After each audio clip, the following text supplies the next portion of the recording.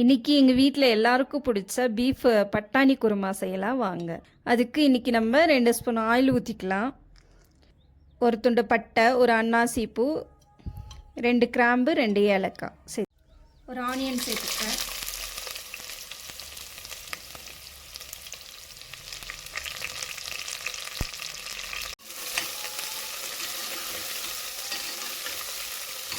ஆனியனை கண்ணாடி பதம் வர வரைக்கும் வதக்கிக்கலாம்.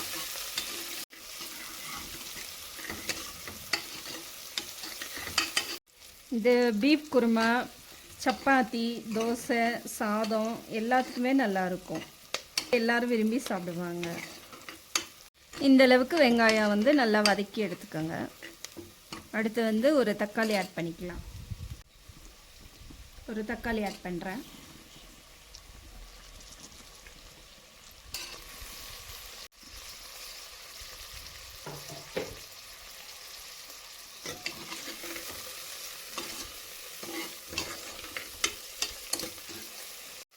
தக்காளி நல்லா வதங்கி வந்துருச்சு.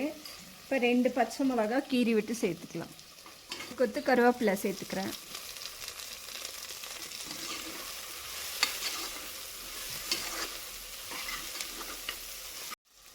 ஒரு ஸ்பூன் இஞ்சி பூண்டு பேஸ்ட்டு போட்டுக்கலாம்.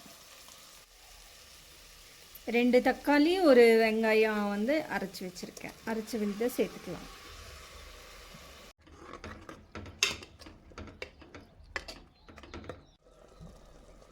ஒரு ஸ்பூன் மல்லித்தூள், ஒரு ஸ்பூன் மிளகாய்த்தூள், அரை ஸ்பூன் மஞ்சத்தூள், அரை ஸ்பூன் கரம் மசாலா தூள் நல்லா கலந்து நல்லா ஒன்றா வதங்கி வந்ததும் அடுத்து பட்டாணி, உருளைக்கிழங்குலாம் சேர்த்துக்கலாம். 100 கிராம் பட்டாணி, மீடியம் சைஸ் 2 உருளைக்கிழங்கு சேர்த்துக்கிறேன்.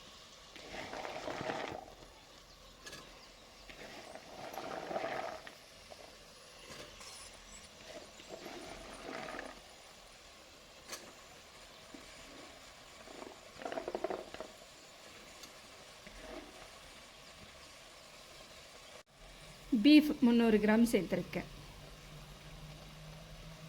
எல்லாத்தையும் நல்லா கலந்து விட்டுக்கலாம்.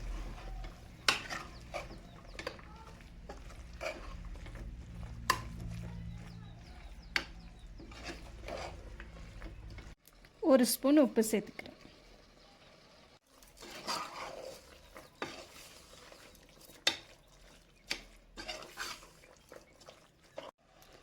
உங்களுக்கு எந்த அளவுக்கு குருமா வேணுமோ அந்த அளவுக்கு தண்ணி சேர்த்துக்கலாம்.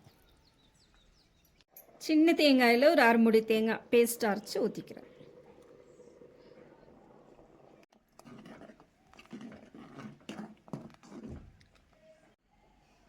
இந்த ஸ்டேஜில் நம்ம உப்பு காரம் எல்லாம் செக் பண்ணிக்கலாம். பத்தலைன்னா கொஞ்சம் ஆட் பண்ணிக்கலாம். நான் 2 விசில் விட்டு எடுத்துக்க போகிறேன். லாஸ்ட்டில் ஒரு பிடி புதினா, ஒரு பிடி கொத்தமல்லி தழை சேர்த்துக்கலாம்.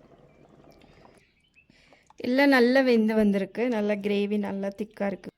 தோசைக்கு இந்த குருமா ட்ரை பண்ணி பார்த்துட்டு எப்படி இருக்குன்னு கமெண்ட்டில் சொல்லுங்கள்.